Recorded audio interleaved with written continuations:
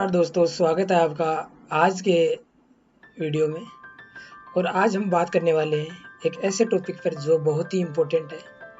Stock market में risk management कैसे करें, कैसे आप अपने लॉसेस को कंट्रोल करके एक अच्छा प्रॉफिट बना सकते हैं मार्केट में। तो आइए समझते हैं मार्केट के ऊपर। पहला है रिस्क मैनेजमेंट क्या है। रिस्क मैनेजमेंट का मतलब है अपने इन्वेस्टमेंट पर होने वाला पॉसिबल लॉसेस को पहले से समझना और उन्हें कम करने के लिए स्ट्रेटजीज यूज करना।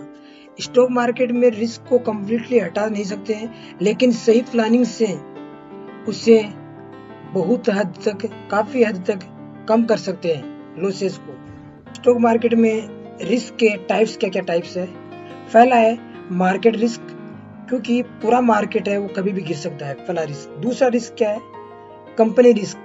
कोई भी कंपनी है वो कभी भी नेगेटिव न्यूज की वजह से गिर सकती है, तो पूरा पैसा कभी भी एक कंपनी में ना लगाएं। तीसरी चीज है सेक्टर रिस्क, पूरी इंडस्ट्री या सेक्टर के गिरने का रिस्क रहता है। चौथा है लिक्विडिटी रिस्क। लिक्विडिटी रिस्क में क्या रहता है, जरूरत पड़ने पर शेयर्स ना बेच पाने का रिस्क। जो अपने को जरूरत पड़ रही है उस टाइम अपने को क्या करते हैं, उसको बेच नहीं पाते हैं। अगला है इन्फ्लेशन रिस्क, महंगाई बढ़ने से रिटर्न की वैल्यू कम हो जाना, ये भी एक रिस्क का भी एक टाइप अलग से। अब अपन सब समझते हैं रिस्क मैनेजमेंट स्ट्रेटजीज। पहला है डाइवर्सिफिकेशन। डाइवर्सिफिकेशन का मैंने पीछे बहुत अच्छा वीडियो डाला हुआ है, उसको आप बिल्कुल एक बार देख सकते हैं, स्टडी कर सकते हैं डाइवर्सिफिकेशन क्या है, कैसे यूज करते हैं। तो अपन अभी उसके लिए इतना समझेंगे कि डाइवर्सिफिकेशन का मतलब है आपको अलग अलग स्टॉक या अलग अलग सेक्टर्स में इन्वेस्ट करना है, कभी भी एक जगह इन्वेस्ट नहीं करना है। दूसरी चीज असिस्ट एलोकेशन, अपने एज गोल्स या अपने रिस्क टॉलरेंस के हिसाब से स्टॉक, बॉन्ड या गोल्ड में आप बैलेंस है वो बना सकते हैं, इन्वेस्ट कर सकते हैं। अगला स्टॉप लॉस ऑर्डर, हर ट्रेड पर एक स्टॉप लॉस सेट करें ताकि मार्केट गिरने पर लॉसेस जरूर रहे। ये आप सभी जानते हैं और करना ही चाहिए, बट करते कोई नहीं है, इसको फॉलो नहीं कर पाते हैं काफी टाइम तक लोग। अगला आता है अपना SIP, systematic investment plan. SIP क्या करती है, आपके रिस्क को बहुत हद तक कम कर देती है। कैसे, क्योंकि मार्केट कभी गिर रहा होता है, कभी ऊपर जा रहा होता है, तो हाई और लॉसेस मार्केट दोनों में SIP है वो वर्क करती है और मार्केट को बैलेंस करके लाती है। पोर्टफोलियो को SIP करना जरूरी रहता है। अगला है रिसर्च एंड एनालिसिस, सिर्फ टिप्स या रूमर्स पर इन्वेस्ट ना करें, हमेशा कंपनी के फंडामेंटल और टेक्निकल एनालिसिस करें, उसके बाद ही इन्वेस्टमेंट प्लान बनाएं।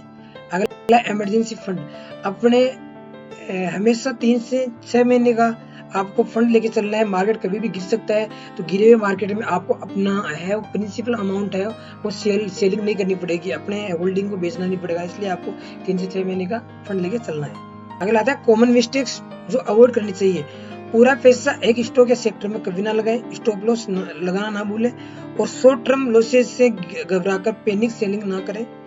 बिना रिसर्च के इन्वेस्टमेंट डिसीजन बिल्कुल ना लें।